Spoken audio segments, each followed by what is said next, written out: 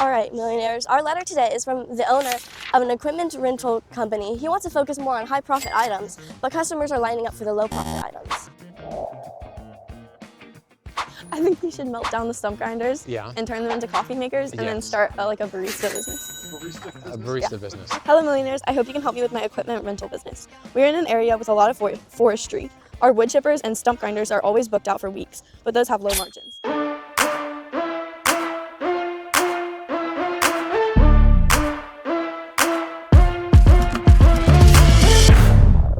Hello, millionaires. I hope you can help me with my equipment rental business. We're in an area with a lot of forestry. Our wood chippers and stump grinders are always booked out for weeks, but those have low margins. I make more profit margin on flooring equipment, but we're in a remote area where there isn't much demand for home renovation work. I also love renting tile cutters because I make a lot selling the blades, but again, there isn't much reno work happening around here. How do I grow the higher margin side of the business and get away from renting out forestry equipment at a low profit? By the way, I'll do about $4 million in sales this year. All right. He would like to rent the stuff that isn't renting, and he doesn't make much money on the stuff that is renting. And what do you think he ought to do, Miss Katie? You always have great business ideas. I think he should melt down the stump grinders and turn them into coffee makers and then start a barista business. A barista business. Okay, switch and get into a different business. Very good. That's a practical thing he could do. You know, that can be done. Morgan, what do you think? This guy, he's basically making a lot of money on something that he can't get rented, and he makes a little bit of money on something people line up for. What should he do, Morgan? What do you think he could rent? Or should he rent some more stuff, or should he sell pizza? Because your sister says coffee. What should he do instead? Sure, you can have a pizza place. A pizza place? Okay, got it. It's not very original. Your sister usually goes with nail salon. Nail salon, yeah. You could do, he could do a nail salon. Because there's not many people in that area, he says, so that's good. He'll just charge a lot for each set of nails. This guy's in a forestry area, so he's renting a lot of wood chippers, he's renting a lot of stump grinders, but he wants to rent more of the equipment that DIYers do. People come in and they're trying to get a floor scraper for a home renovation project. There's just not enough of it because the area is kind of rural.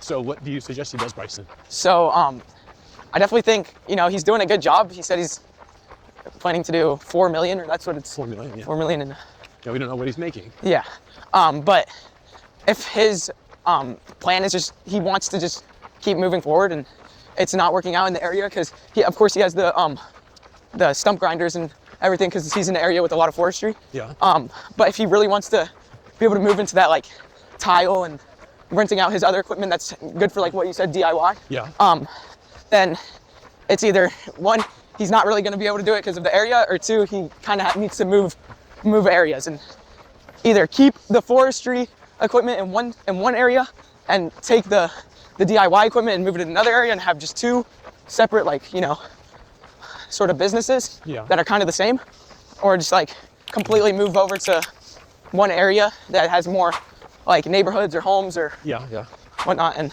just so that it opens up more opportunities for people to want to use some of his equipment, especially in a more bigger community.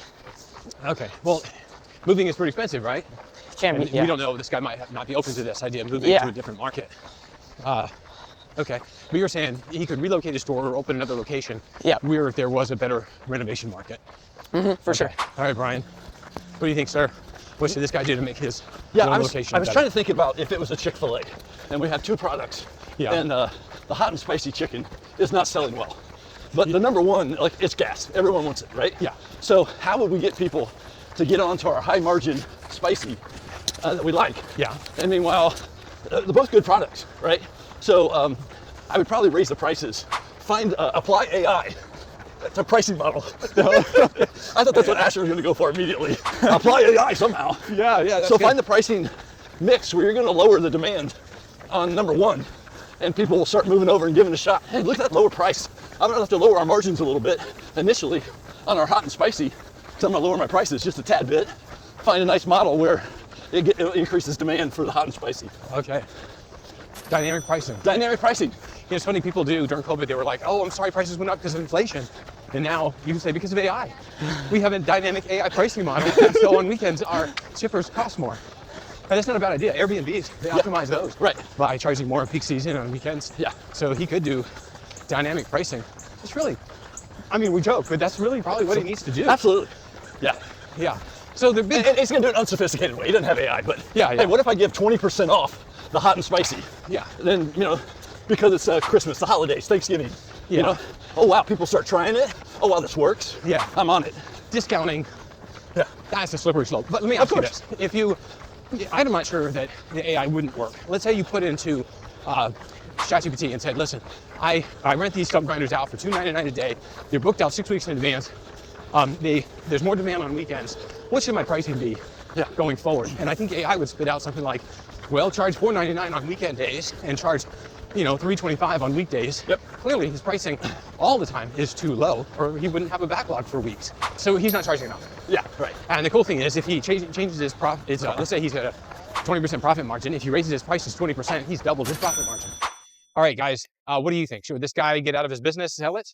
Not a bad idea. No, it's Asher's idea. Yeah. Should he go into the nail salon business, something my daughters want? Should he move to Malibu? And or should he just raise his prices like Brian says, or go with AI pricing, dynamic pricing? Why don't you tell us? Tell us what your experience has been. Why is it people are afraid to raise their prices? Thank you. Comment below, and thanks for watching.